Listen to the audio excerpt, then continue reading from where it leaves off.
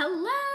So today I'm going to be helping you say, yes, I do have time to make healthy dinner recipes.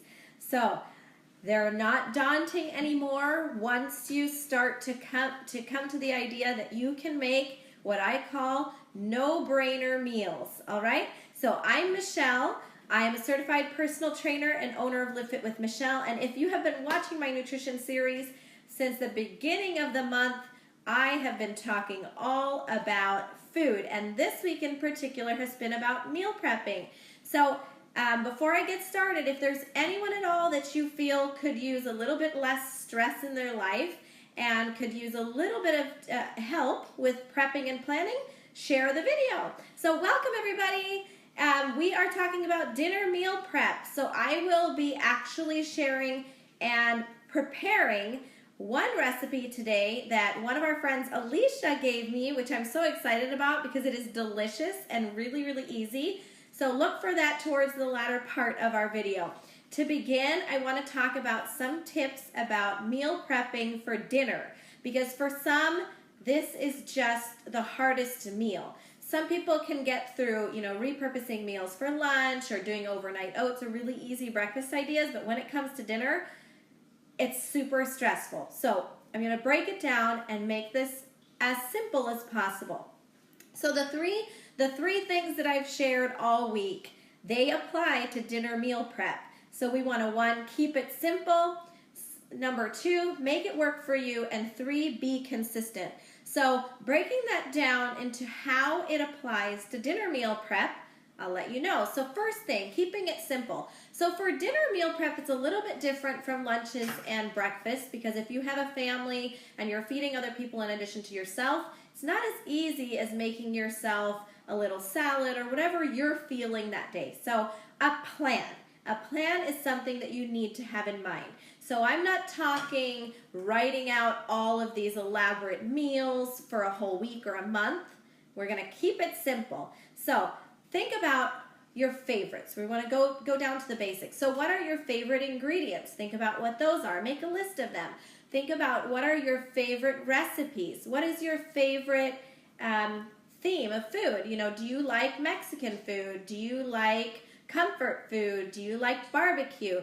Think about what are your favorites and your family's favorites. So write down favorite ingredients and family favorites. And then you can start to look for recipes that fit into foods that you like to eat, foods that you want to try, and foods that are favorites. So for recipes, I'm going to give you, again, like every single meal prep video, you're going to comment with your email, and I have great recipes that I can send to you right away, to include the one we're making today. So I am a resource for recipes, but I am not the only resource. You can search Pinterest. You can there's a whole bunch of different groups out there that share recipes.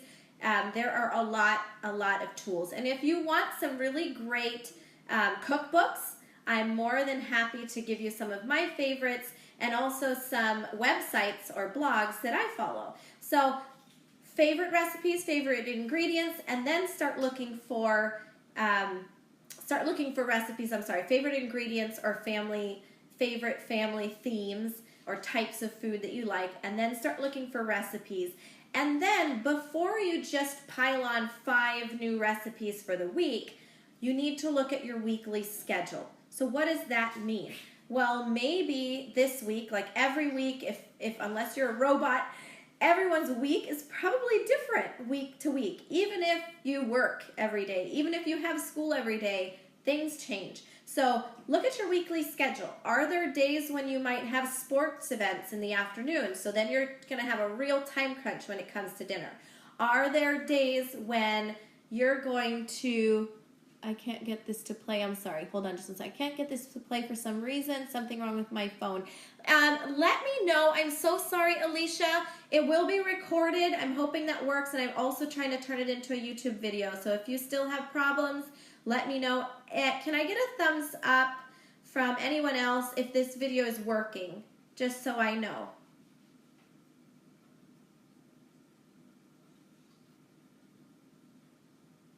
Well, let me know. If it's not working, I'll try and figure this out. It does say I'm live. I can see that I'm live, but I don't see any thumbs up. So hopefully this records. I'm sorry, Alicia. I'll try to figure out what that is.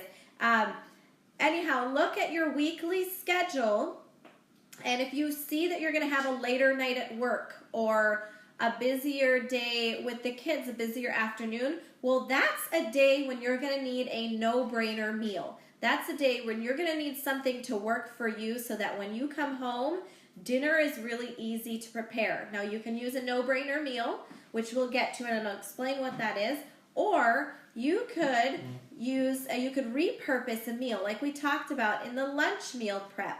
So repurposing a meal means using some leftovers and repurposing it into another recipe so that you don't feel like you're eating the same thing all the time. But say, for example, you had turkey tacos one night. Repurposing it would be making a turkey taco salad another night. So think about your weekly schedule and make this work for you. And that's the only way it's going to work for you, because you know your schedule, you know your time constraints, and you know how much time you can set aside to prepping.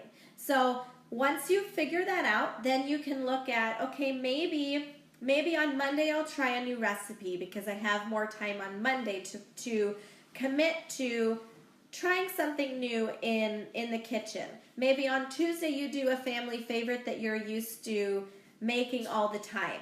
Maybe Wednesday it's a really busy day for you and you do your no-brainer meal that day. Thursday maybe you repurpose a meal, and then Friday can be a family effort where you make your own pizzas. So think about what works for you. I do try to follow somewhat of a theme. So Tuesdays, I know, everyone says Taco Tuesday. Sometimes I follow that theme where it's some Mexican dish on Tuesday, or Wednesday it's a family favorite. If you follow that, yay, I have a thumbs up. Okay, that means it's working for someone. If you follow a theme, it's really easy to make that plan. And then the fifth step, after you know your plan and you've decided upon the recipes, obviously you need to grocery shop, or make sure that you have a well-stocked refrigerator and a well-stocked pantry so that you can make everything you've set out to make. So making sure that you're looking at your recipes and then writing down a grocery list right next to your recipes so that you're not having to go to the grocery store 5 times in a week. All right, and then the sixth thing to making this simple and making this work for you is there's always time to prep. Prep any time.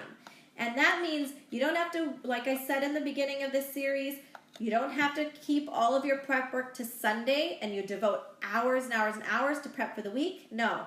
Take 10 to 15 minutes wherever you can, because you know where you can devote that time. So whether it's early in the morning, whether it's after kids go to bed, or at night, or maybe you get a lunch hour and you don't use it all and you have time to prep if you're home. Use the time that you have wisely. And know you can prep any time, all right? So always make something. So here's another tip that I do. When I'm waiting for something to cook the night before, I'll put a pot of rice or a pot of quinoa on the stove and cook that so that I have it. It's a staple. We use it all the time in many different dishes. And I'm using the time that I have available in the kitchen to make more than one thing. The other thing I'll do sometimes is I'll roast veggies if I am cooking something in the oven. I'll take some time to cut up some veggies, roast veggies so that I can use those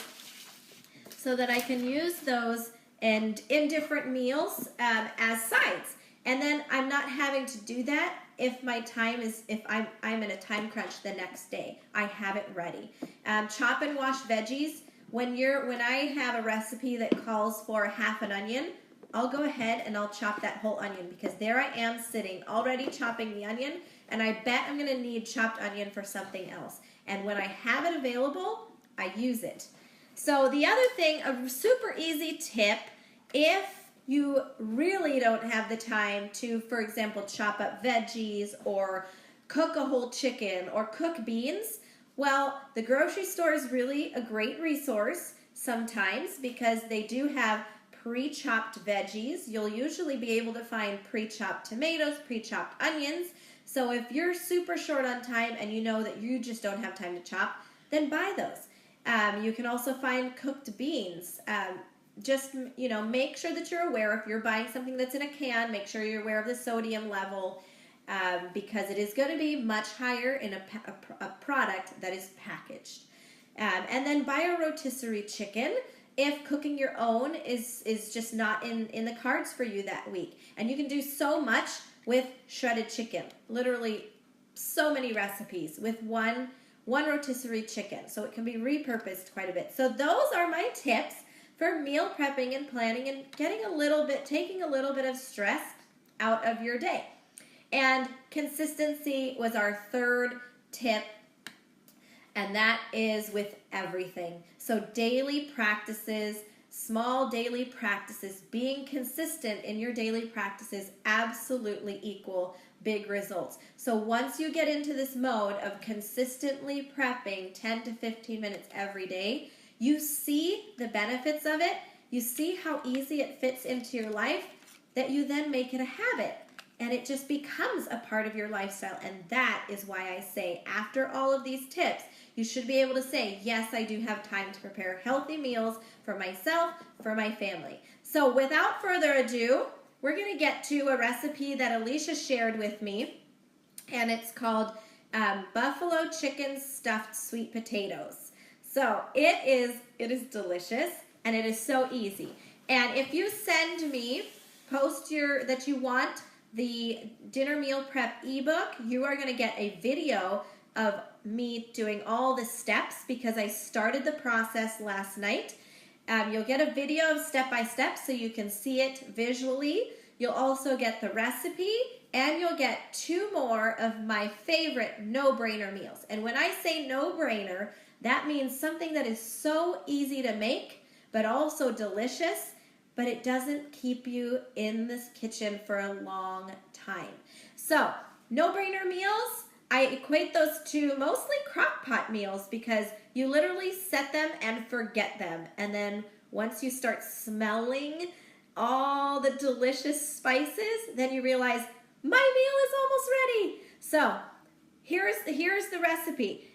You will get all of the ingredient list and all of the quantities of everything if you send me your email address. So I'm just going to go through really quickly and show you what some of the ingredients are. So we have ghee, we have, or you can use butter of your choice, paprika, garlic powder, and sriracha. And so basically those are your sauce ingredients. And you literally, and you'll see in my video, you literally place all of these in your saucepan until they're incorporated, and there's your sauce. Super easy. Dump, mix on medium to high heat, and your sauce is complete. And then you just grab organic chicken thighs or chicken breasts, or you can do a combination of both, and you're going to throw that into your crock pot. So, super easy. You literally take it from the package, place it in the crock pot. You're going to put your crock pot on low. I do 4 hours. The recipe suggested 4 to 6 hours, but my crock pot cooks really well in a short period of time, so I don't like to overcook my food. So just to be safe, I did 4 hours, and you make sure that your chicken is cooked through, obviously, but then also easy to shred. So what you do is you place your chicken in here, you make your sauce on the stove. When the sauce is done, pour your sauce over the chicken, put the lid on, and it cooks for 4 hours with the sauce on top. That is it. All right, you don't touch it. Don't open the crock pot, because it needs that vacuum seal, and that helps to all that steam inside. It helps to cook the chicken. So then the next morning, all you need to do, or the night when you're ready to prepare it. So you can either keep it on warm whenever you make it. Some people make it in the morning, and then it just stays on warm until the evening. If you make it the night before, then I would suggest probably not keeping your crock pot on warm, allowing it to cool, and then you can place it in the fridge, and then you'll have to reheat it again. But it just depends on when you do this, what your time constraint is. So then in the morning, all you need to do is shred your chicken, which I'm going to do right now with 2 forks. Just shred your chicken, and then what you're going to do is there's extra sauce in the bottom. Just make sure that everything is nice and incorporated. You get all that sauce, the chicken, to soak up that sauce. And let's see if I can give you a little view here. You'll get the video, but so you can see. Ooh la la. Super yummy. All right. Then all you need is your sweet potato. So I actually like to microwave my sweet potatoes for the sake of energy, and because it's summer and it's hot, I try not to turn on the oven as much as possible. So what I do is I wash a sweet potato, and then I take a fork, I pat it dry, then I take a fork and I poke holes all throughout the sweet potato so that it evenly cooks. Then I get a damp paper towel, wrap the sweet potato in the paper towel, place it in the microwave for about anywhere from, it depends on the size of your microwave, but I would say, or sorry, not size of your potato, excuse me. I would say anywhere between 4 and 6 minutes. You want to make sure that it feels tender to the touch. You don't want a hard sweet potato. You want it nice and soft inside. And then all you have to do, let it cool just a little bit. Then you're going to split, you're going to cut your potato open. Open that potato up. And then you're going to stuff this potato, so there it is. You're going to stuff the potato with your buffalo chicken mixture. Yum, yum. So the sweet potato takes the place of a bun. Could you use a bun?